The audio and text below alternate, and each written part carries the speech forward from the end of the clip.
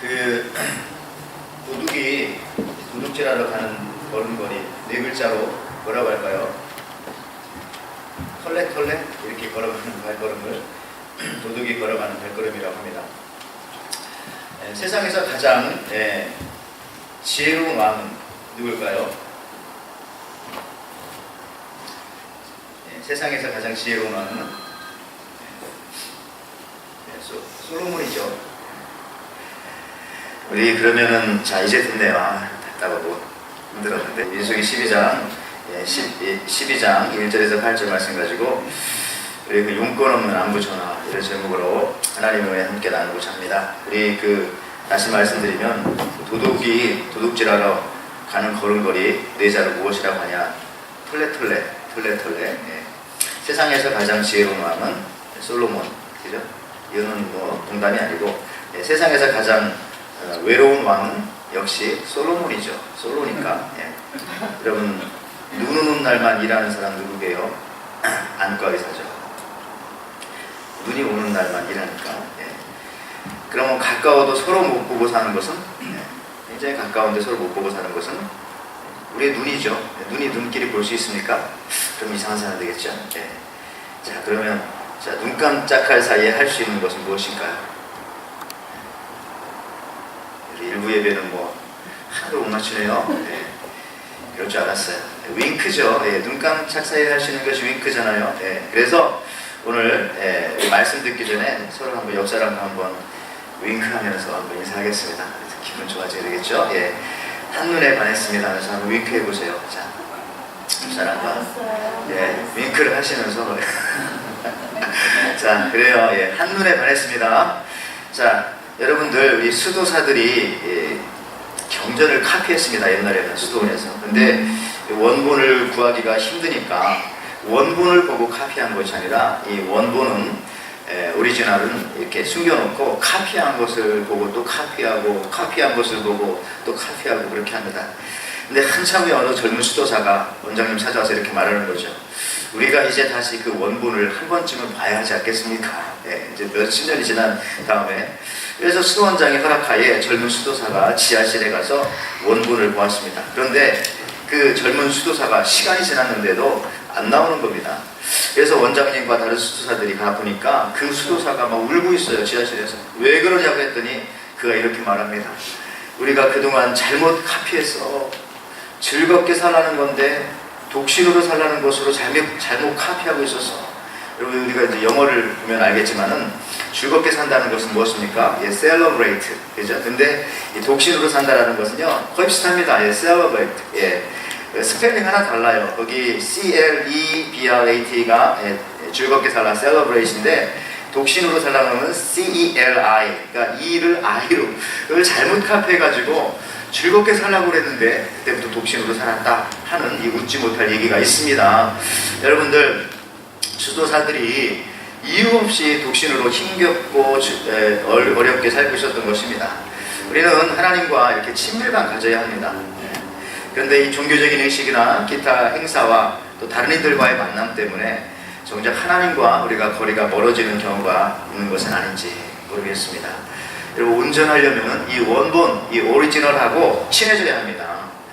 그래야 우리 인생의 행복을 성도지체 빼앗겨버리는 이 수도사들과 같은 실수를 하지 않는 것이죠. 우리 신앙생활에 있어서 원본이 뭡니까? 하나님이시잖아요. 하나님 닮아가야 되고요. 또 하나님 말씀이 우리의 오리지널 원본입니다. 그 누가 그것을 해석해 주어도 일단 그것은 카피본이고요. 하나님이 나에게 예배를 통해서 그 말씀을 통해서 직접 하시는 여러분들 각자의 은혜가 있을 줄 믿습니다. 우리가 그걸 다 받아가지고 갈 때에 우리가 진정한 행복을 누릴 수가 있는 것입니다. 여러분 그렇습니다. 우리가 때로는 하나님의 생각과는 다르게 내 생각으로 하나님의 말씀을 생각할 때가 참 많습니다. 내 판단으로 하나님의 말씀을 해석하는 오류를 범할 때가 있습니다. 우리는 마음을 비우고 항상 성령 앞에서 인도함을 받아야 하는 거죠. 제가 심리학 공부를 할 때에 아주대학교의 김경일 교수님의 강의 그리고 또 책도 많이 읽은 적이 있습니다. 오래전 얘기지만요. 근데 이분을 관심 있게 봤는데 이분이 이제 책도 많이 쓰시고 요즘에 또 유명해지셔가지고 뭐 이렇게 강의 같은 거 많이 나오시더라고요. 그분이 이런 말 하더라고요. 그가 친구와 일상 생활의 대화 속에서 이런 질문을 자기 친구가 자기한테 하더랍니다. 김경일 교수니까 이제 경상도 말로 뭐 경일인데 뭐 갱이라 이렇게 물어본다면서요. 경상도에서 뭐 갱이라 넌 어떤 일을 하는 것이 제일 힘들어? 이렇게 친구가 물어봤다는 거죠. 그래서 이 김 교수는 나는 내 아내와 백화점 가는 것이 제일 힘들어. 남자가 여자와 백화점 가는 거 힘들죠. 그때 이 친구가 또 하는 말이 이렇게 말했다고 하세요. 나는 내가 싫어하는 사람과 용건 없이 통화하는 게 제일 힘들어. 그런 쪽에 종사하는 친구였나 보죠. 근데 이 김 교수가 이 친구와의 대화에서 힌트를 얻어서 이제 책을 썼어요. 그러니까 이 상황을 이분은 이렇게 뒤집어 놓은 겁니다.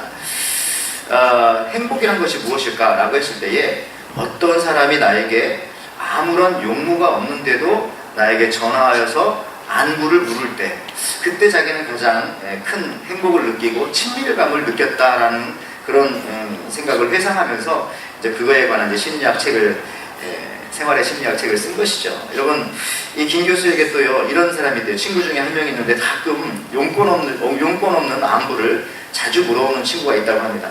그 친구는 별로 똑똑하지도 않고 그렇다고 특별하게 잘 나가는 그런 친구도 아니고 그냥 평범한 친구인데 그리고 심지어 자주 만나지도 못하고 1년에 한 3-4번 만나면 많이 만나는 그런 친구인데 고향 경상도 친구라고 하죠. 그래서 이 김 교수의 학교가 이제 아주대학이니까 수원에 있어요. 그래서 이 친구가 어디 출장 갔다 오다가 아마 그 고속도로 타고 오다가 뭐 수원 톨게이트 이런 데 지나갈 때면 꼭 전화를 하는가 봅니다. 이 경상도 말로도 역시 물어보죠. 야 갱이라 그러면 양호야 왜?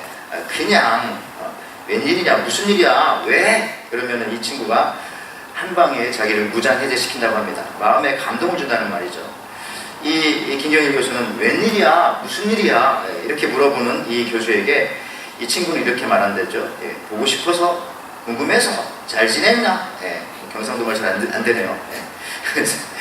그러면 이제 잘 지내. 나도 너 보고 싶고. 그런데 왜? 이게 우리가 자주 쓰는 말이잖아요. 왜 전화했냐는 얘기죠. 계속. 그래서 자꾸 왜 하다 보니까 갑자기 자기가 부끄러워지더랍니다. 그때 친구가 또 이런 말 한대요. 나는 네가 늘 궁금하대. 보고 싶어서 전화했는데 잘 지내나? 잘 지냈나? 됐다. 뭐 이렇게 경상도가 힘드네요. 나중에 밥 한 번 먹자. 뭐 이런 식으로 전화를 받고 나면은 그때 김 교수가 이런 말 합니다. 그때 자기가 왜 사는지 이유를 거기서 발견하게 된답니다. 그러면서 야 그래도 내가 막 살진 않았구나. 이런 친구가 나한테 전화하는 친구가 있으니까 아무 용건 없이도 내가 보고 싶어서 궁금해서 전화하는 친구가 있으니까. 그리고 이 사람도 이렇게 생각합니다. 이 세상에 꽤 많은 경우 그래도 나는 의미 있는 삶을 살았구나 하는 것을 역으로 느끼게 되어진답니다. 그래서 그날 하루뿐만 아니라 며칠씩 이 세상에서 왜 존재하는지 그 이유를 알고 살아가게 되어진다. 이렇게 나와서 강의하고 책에 고백하더라고요. 그리고 이 친구에게 그때 자기는 한없는 친밀감을 느낀다. 이렇게 말합니다. 그리고 이런 친구가 어떤 부탁을 해도 자기는 들어줘야 한답니다. 이유는 자기가 들어주고 싶으니까. 그리고 그 친구가 부르면 만사를 제쳐놓고 가고 싶어진답니다. 왜? 가고 싶으니까. 저는 이분의 책과 이 강의를 들으면서 이런 생각을 했습니다. 하나님과 나와의 관계도 마치 이 용건 없이 전화하는 관계처럼 용건 없이 대화하는 관계. 그러니까 더 나아가서는 하나님과 나의 관계가 기도할 때도 용건 없이 기도하는 그러한 관계. 이런 관계면은요, 하나님도 내가 원하는 걸 다 들어주시지 않을까 이런 생각도 하게 되어지더라고요. 그냥 필요할 때만 우리가 주여 주여 하는 것이 아니라 평소에 아무 용건이 없는데도 그냥 하나님 내 아버지니까 아버지 안녕하시죠? 아버지 저 오늘 뭐뭐 해요. 저 오늘 뭐뭐 했어요. 아버지 저 오늘 출근합니다. 아버지 저 오늘 힘들어요. 저 오늘 피곤해요. 뭐 이런 말들 얘기할 수 있잖아요. 이렇게 나의 특별한 요구사항이 없어도 하나님께 기도할 수 있는 사람이라면 좀 아까 얘기했던 그 김경일 교수 말했던 것처럼 용건 없이 안부 전하는 그 친구에게 무엇을 부탁해도 다 들어주고 싶은 마음 생긴다고 했는데 하나님도 그러시지 않으실까 하는 생각을 하게 됩니다. 여러분 그런데 또한 동시에 저는 또 이런 생각도 했네요.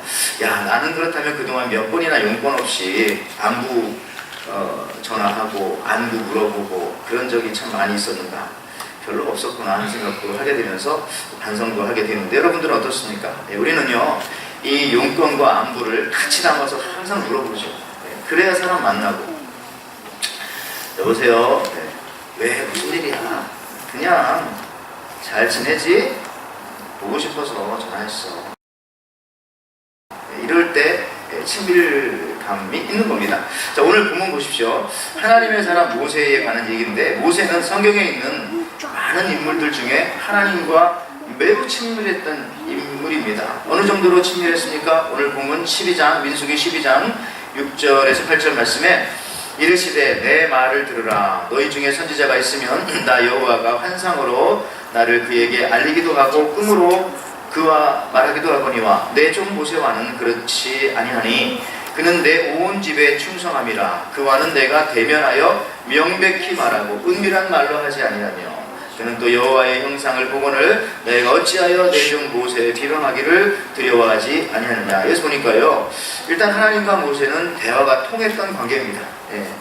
모세가 기도하는 것을 하나님이 잘 아셨고요, 동시에 하나님이 말씀하시는 것을 모세가 잘 알아들었던 관계입니다. 모세와 하나님은요, 용건 없이 전화하는 사이처럼 용건 없이 서로 대화하고 통하는 그런 사이였습니다. 마치 딸과 어머니처럼. 나이가 들면 그렇잖아요. 특히 오늘 본문의 이야기는요, 모세를 비방하는 그의 형과 누이, 그러니까 아론과 미리암과 관계된 말씀인데요, 1절 말씀에서 보듯이 이 모세가 구스 여자를 취했습니다. 이방 여인이고요, 지금의 그 에티오피아의 그쪽 지역의 그 여자겠죠. 이것을 보고 아론과 미리암이 비방을 합니다. 더 나아가서는 2절에 이 모세의 지도력을 흠집내는 말을 아론이 합니다. 그래서 오늘 민수기 12장 2절에 그들이 이르되 여호와께서 모세와만 말씀하시느냐 우리와도 말씀하시지 아니하셨느냐 하며 여호와께서 이 말을 들으셨더라. 그런데 모세는 이런 아론과 미리암의 비방과 험담에 대꾸하지 않습니다. 그때 하나님께서 대신 말씀하십니다. 민수기 12장 오늘 3절에 이 사람 모세는 온유함이 지면의 모든 사람들보다 더하니라.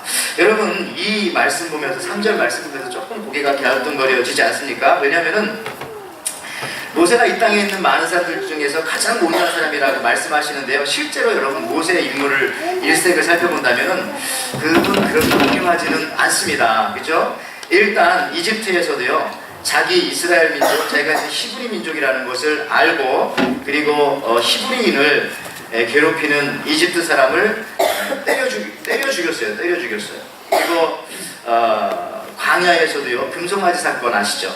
금송아지 사건. 그러니까 이 모세가 시내산에 십계명을 받으러 올라갔다가 내려왔는데 보니까 이 아론을 위시해서 사람들이, 지도자들이 금송아지를 만들어 놓고 예배하고 있는 겁니다. 그때 모세가 어떻게 합니까? 하나님으로부터 받던 이 십계명 돌판을 집어 던져버립니다. 깨트려 버리죠. 야, 이게 온유한 겁니까? 감히 하나님으로부터 받은 건데 집어 던져서 깨트려 버리고. 성질 대단하죠.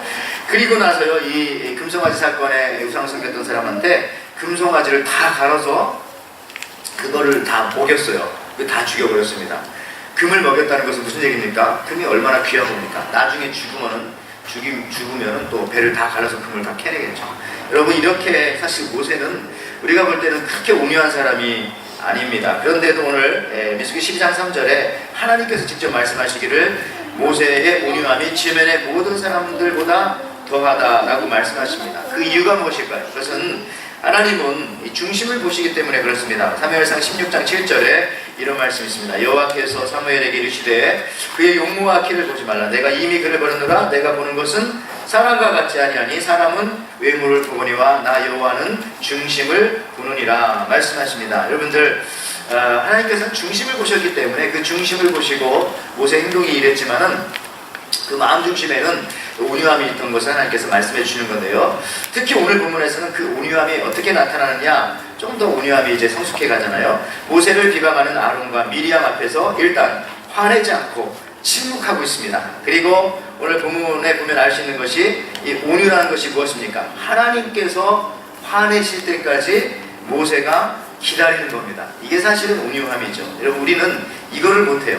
하나님이 화내실 때가 있거든요. 그 사람이 정의롭지 못하면은, 그 상황이 정의롭지 못하면은. 근데 우리는 하나님이 화내시기 전에 우리가 먼저 화내기 때문에 그때 온유함을 우리가 잃어버리는 경우죠. 여러분, 이렇게 참고 침묵하고 온유한 모세는 하나님과 대화하는 사람이었던 것입니다. 그래서 즉 미리암과 그리고 선지자들에게 하나님께서는요, 오늘 말씀하시지만은 꿈과 환상으로 말씀하십니다.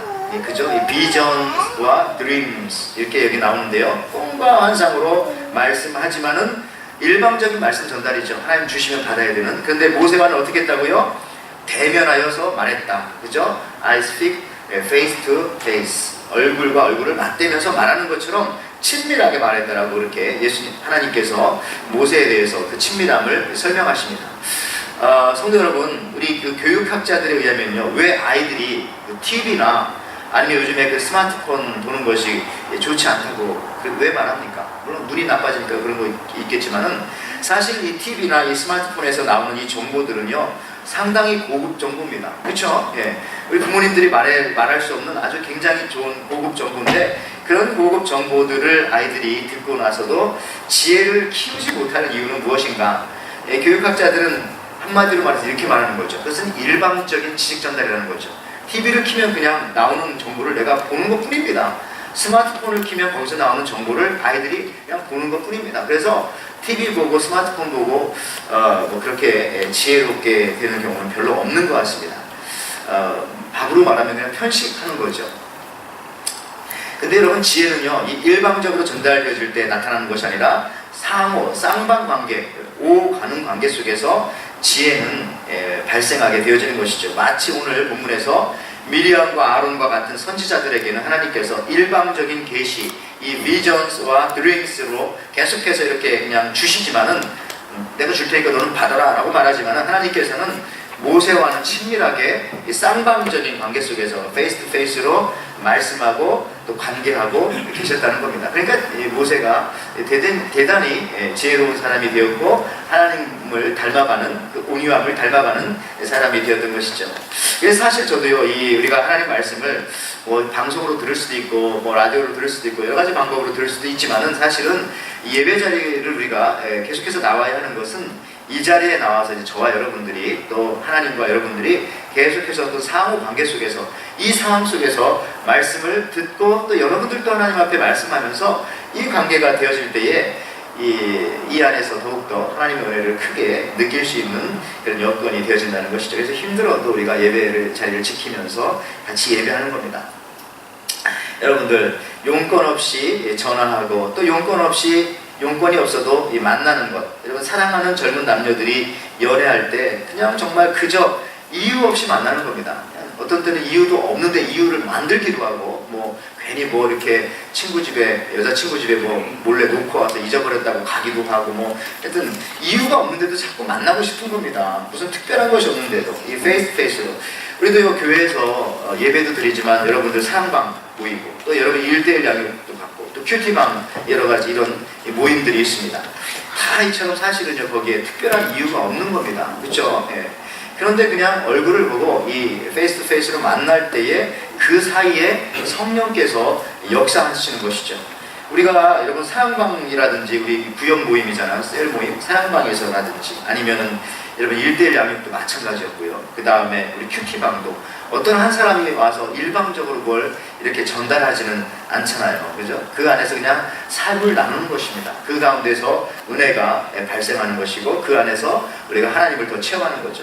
이걸 잘 말씀해 주는 성경 구절이요, 누가복음 17장 21절에 있는 말씀입니다. 여기 보니까 세번역 성경으로 이렇게 번역되어 있네요. 또 보아라, 하나님의 나라가 여기 있다 또는 저기 있다 하고 말할 수 없다. 보아라, 하나님의 나라는 어디 있다고요? 너희 가운데 있다. 우리가 보는 개역개정 성경으로는 똑같은 말입니다. 또 여기 있다 저기 있다 못하리니 하나님의 나라는 너희 안에 있느니라, 이렇게 말씀하십니다.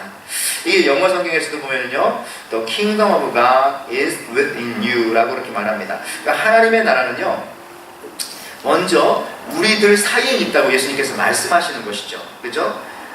자, 여기서도 보니까 하나님의 나라, 영어로도 마찬가지잖아요. 저는 이게 딱 볼 때 The kingdom of God is in you you가 아니라, 저는 이제 영어는 잘 모르지만 전치사를 in you가 아니라 with in you라고 이렇게 쓰고 있고요. 또 어떤 영어 성경에 보면은 이런 식으로도 나옵니다. The kingdom of God is among us. 우리들 사이에 있다라고 그렇게 표현하기도 하죠.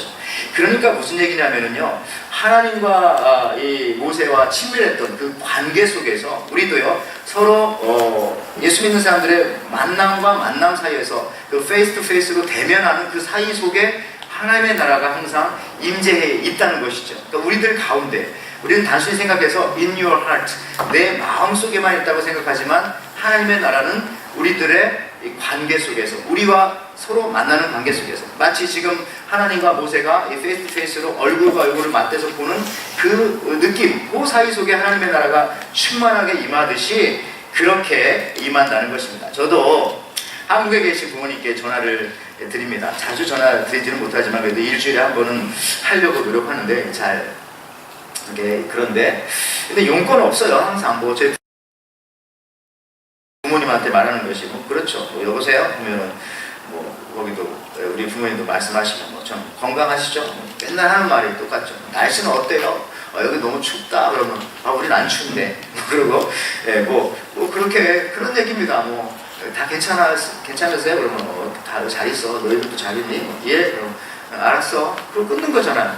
뭐 아무런 용건이 없습니다. 그냥 서로 살아있구나, 잘 있구나 이것만 확인하는. 근데 누구보다도 더 사랑하는 관계들인 거잖아요. 그죠? 여러분들 이해 관계없이 용건 없는 말들이 있을 때 그것이 바로 믿음 안에서의 가족입니다. 요셉이 형들에 의해서 어린 시절 이집트의 노예로 팔렸습니다.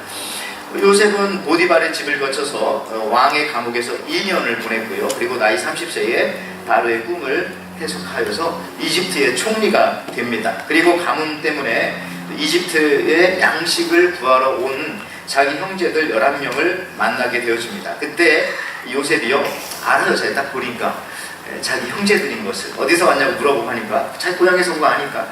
그리고 나서 이 식사 자리를 마련하고, 물론 그 전에 여러 가지 사건이 있었지만 식사 자리를 마련하고 앉히는데 형들의 그 나이 순서대로 자리를 딱 앉게 합니다. 말없이 그냥 눈빛과 행동만 봐도 우리는 알 수 있듯이 여러분들 이때 깨달아야 되는 거죠. 창세기 43장 33절에 이렇게 표현하네요. 그들이 요셉 앞에 앉되 그들이 나이에 따라 앉게 되니 그들이 서로 이상히 여겼더라. 자, 요셉이 사실은 형들에게 회개할 기회를 주는 겁니다. 힌트를 주고 있잖아요. 이때 눈치를 챘던 사람이 누구냐?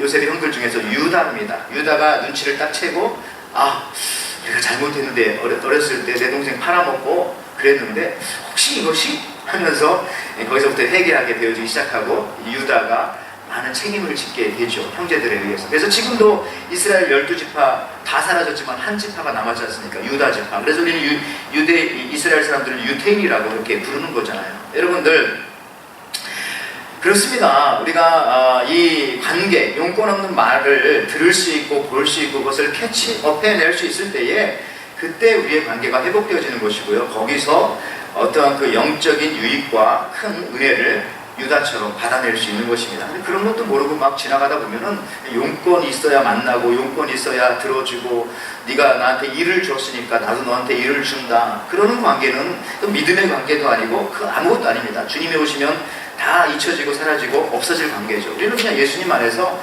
그냥 사랑하는 관계고 용건 없어도 서로 만나면 기쁘고 행복하고, 왜냐하면 우리가 태어난 곳은 다르지만 가야 할 곳은 다 같은 곳이기 때문에, 즉 우리가 같은 한 형제와 자매이기 때문에 이런 것들이 성립한다는 것이죠. 여러분들 다시요, 우리가 일상생활을 살아오면서 또 한 가지 이 용건 없는 대화가 있어요. 그것은 우리 부모님들의 잔소리입니다. 그죠? 가끔 어머님의 잔소리가 여러분들 그리워질 때가 있지 않으십니까?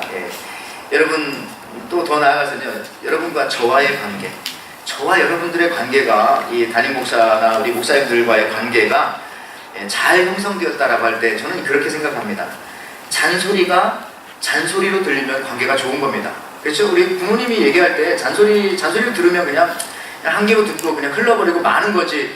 엄마가 왜 그런 잔소리에서 막 끝까지 원수지간으로 지냅니까? 물론 그때 좀 기분 나쁘지만 별 의미가 없으니까 그냥 지나가고, 그냥 늘 당연한 말인데 옳은 말인데 자꾸 반복하니까 듣기 싫어서 그냥 그런 것 뿐이지 틀린 말 아니다.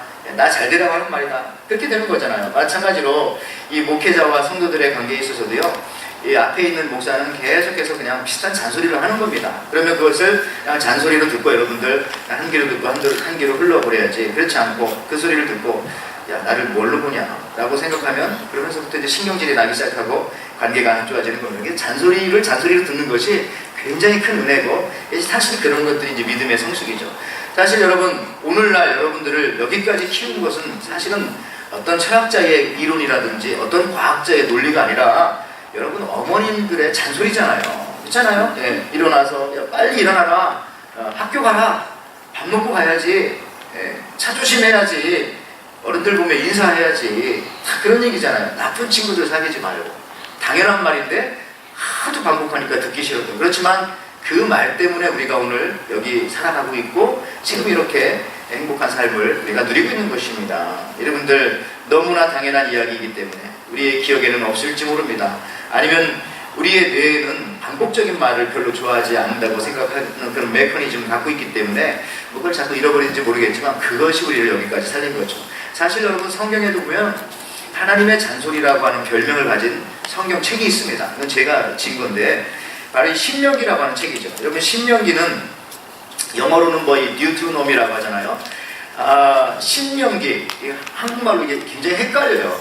신명기를 여러분 새로운 명령이라고 이렇게 해석하면 안 됩니다. 저 신명기가 이제 중국 사람들이 이제 중국을 통해서 성경이 한국어로 번역되었기 때문에 새 신자가 아닙니다. 저게 무슨 신자입니까? 믿을 신자가 아닙니다. 하나님의 명령을 믿어라 해서 그런 신자도 아니고요. 우리 신라면 좋아하죠. 매울 신자도 아닙니다. 저 신자는 납신자라고도 하고 재신자라고도 합니다. 납신은 원숭이 신자라고도 하고, 재신, 다시 한번 거듭한다 할 때. 그러니까 신명기라는 말씀은 거듭 강조한 말씀이라고 하는 그런 뜻이죠. 영어 성경에 뉴트로, 더블이라고 하는 말이 저기서 나왔잖아요. 다시 한번 하시는 말씀이란 뜻입니다. 잔소리죠. 자꾸 하는 말이니까. 그래서 우리가 흔히 쓰는 말 중에서 신신당부한다고 하잖아요. 내가 너한테 신신당부하는데 그때 쓰는 저 신자입니다. 자, 여러분들, 우리 하나님도요 계속해서 말씀하십니다. 오죽하면 그 책 제목 자체가 벌써 저렇게 신명기라고, 다시 하는 말씀이다, 또 하는 말씀이다, 이건 나의 잔소리야. 예, 여러분들, 그것이 잔소리죠. 그런데 그 잔소리의 말씀이 우리를 성장시키고 우리를 여기까지 살리셨던 겁니다. 그렇습니다. 때로 아무 용건 없는 전화를 통해서 야, 내가 어떤 사람인가, 내가 그동안 어떻게 살아왔는가를 느낄 수 있는 것입니다. 우리 한국 속담에 정승집 개가 죽으면 문전성시를 이루지만, 사람들이 많이 보지만 정작 정승이 죽으면 개미새끼 한 마리도 나타나지 않는다라는 말이 있는데, 참 사람들은 용건, 자기의 필요, 어떤 목적이 있어야만 만나는 그런 인간관계 속에서 살아가고 있기 때문에 삶이 가면 갈수록 외롭고 힘들고 절망스럽고 자꾸 우울해지는 겁니다. 근데 그 관계를 떠나서 하나님이 나를 대해주셨던 그 관계를 우리 삶 속에서 적응하면서 살아가면 얼마나 기쁘고 행복하고 즐거운지 모르는 거죠. 그것이 바로 사실 신앙생활이고, 그것이 바로 이 땅에서 우리가 천국 가는 예행 연습을 계속하는 겁니다. 여러분, 용건 없는 전화만큼 사랑을 확증할 수 있는 것도 없습니다. 용건 없는 전화, 용건 없는 대화, 용건 없는 만남이 사라질 때 사랑은 식어가는 것입니다. 여러분, 하루에 몇 통이나 여러분 용건 없는 전화 받아보셨어요? 네. 전화 해보셨어요? 네. 용건 없는 만남 여러분 가져보셨어요? 그냥 만나고 싶어서 만나는. 여자분들이면 좀 더 잘하시더라고요, 여신도들은요. 근데 우리 남자 성도들은 이런 게 참 힘들어가지고 자꾸 삶이 어떨 때 힘든 것 같기도 한데, 여러분들 가끔 회사를 옮기거나 업무를 바꿀 때도 가장 머릿속에 떠오르는 사람들이 있다고 하더라고요. 직장생활 하셨던 분들은. 그분들은 보통 그러대요. 항상 귓가에 맴도는 어떤 그 상사의 한마디, 뭐해? 잘 지내지? 늘 출근하면 하는 말, 했던 그 상사, 내 옆자리를 지나가면서 처음 보면 그냥 어깨를 툭 치면서 했던 그 사람, 그런 말들이 생각나지 다른 것들이 생각나지 않는다고 하면서, 여러분, 이런 것이 바로 용건 없는 안부입니다. 되돌아보면은 저도 역시 용건 없이 안부를 묻고 용건 없이 말을 건넸던 적이 별로 없었다라는 것을 생각하면서 반성도 하게 되어졌는데, 여러분, 친밀감은 바로 이런 겁니다. 우리 교회에서도요, 특별한 용건 없이 그냥 사랑합니다, 잘 지내시죠? 반갑습니다, 뭐 미고 사축이라고 하잖아요. 미안합니다, 고맙습니다, 사랑합니다, 축하합니다, 막 계속 이런 말들이 교회 안에서도 바로 반복되어질 때 특별한 요건 없지만은 그때 우리가 가족이구나, 우리가 함께 하는구나, 내 옆에 누가 있구나 라는 것을 깨닫게 되어집니다. 제가 이제 말씀을 마무리하면서 지난주 우리 하와이에 비가 많이 왔습니다. 비가 올 때 여러분들 우산 하나로 둘이 하나 될 수 있는 방법이 있을까요? 네. 그럼 비가 억수로 온다면, 비가 옆으로 오더라고요. 위에서 안 오고 바람이 막 부니까. 그럴 때 두 사람이 가는데 우산 하나 들고 같이 쓸 수 있는 방법 뭘까요? 네. 내가 쓰고 있던 우산을 끄고 둘이 같이 비 맞으면 됩니다. 그러면 둘이 함께하는 방법이죠. 최근에 아줌마들이 가장 좋아하는 한국 배우는 박보검이라고 하죠. 박보검. 네. 그렇습니까? 최근인지 모르겠지만 지났는지 모르겠어요. 저는 잘 안 보니까. 근데 설교 끝나고 한번 꼭 보고 싶습니다. 박보검과 송혜교가 나오는 드라마가 지금 진행 중인지 있었는지 잘 모르겠지만은, 송혜교는 38살로 나오고 박보검은 26살의 연하 남자죠. 12살 연상의 여인을 사랑하는 그런 내용이라는데 설교 끝나고 보고 싶어요. 그런데 거기에 이와 비슷한 내용들이 자꾸 나오니까 아줌마들이 이 박보검을 그렇게 좋아한다고 그렇게 합니다. 한 번은 이 송혜교와 박보검이 길을 가다가 송혜교의 하이힐 때문에 발이 까졌어요. 그래서 피가 납니다. 그러자 중간 생략하겠습니다. 너무 여러분 집중하는 거 아니에요. 설교 집중 안 하더니. 자, 이 박보검이 송혜교에게 이렇게 말합니다. 신발 벗고 맨발로 걸어요. 그랬더니 송혜교가 못해. 그랬더니 박보검이 자기 신발을 벗으면서 이런 대사를 했다고 합니다. 뭐든 둘이 같이 하면 용기가 나고 혼자 하는 것보다 용기가 나니까. 그러면서 뭐 자기도 신발 벗고 같이 걸어갔던 저 장면을 또 그렇게 좋아하면서, 여러분들 이것이 친밀감이고 작가는 사랑을 이렇게 그렸던 것이죠. 그래서 우리 마음속에 보셨던 분들은 남았을 텐데, 여러분 우리 믿는 사람들은요 이걸 보면서 이런 생각해야 됩니다. 야, 그렇게 못해주고 자기 신발 달라고 할까봐 떨고 있는 남편 생각하는 것이 아니라 십자가를 생각하는 겁니다. 십자가의 사랑, 십자가의 친밀감. 성경 보면 우리 예수님은요 우리에게 이런 친밀감으로 오셨습니다. 인류가 죄 때문에 우산이 필요했습니다. 그런데 그 비가 너무나 심하게 오니까 우산을 쓰나 마나 하는 상황이 되었습니다. 그때 예수님은 하늘 보좌를 버리시고 이 땅에 성육신, 인카네이션 하셔서 오셨습니다. 그리고 우리와 똑같이 죄 없는 분이 죄의 대가를 받아서 십자가에 죽으셨습니다. 죄가 없으셨기 때문에 죽음을 이기시고 부활하시고 승리하셨습니다. 나를 위해서 아들을 주신 하나님은 이처럼 우리에게 친밀감을 보여주시고 사랑을 주셨습니다. 또한 아들이시고 우리 구세주이신 예수님은 우리와 똑같이 되셔서 우리가 당할 고난을 대신 당하셔서 우리에게 사랑으로 친밀감을 보여주셨습니다. 우리는 이런 친밀감의 능력으로 사랑하고 또 전도하고 또 한 주간을 살아가고 앞으로의 모든 삶 속에서 그 사랑을 받고 나눠줄 수 있는 저와 여러분들 되시기를 시간 주님의 이름으로 축원을 드립니다.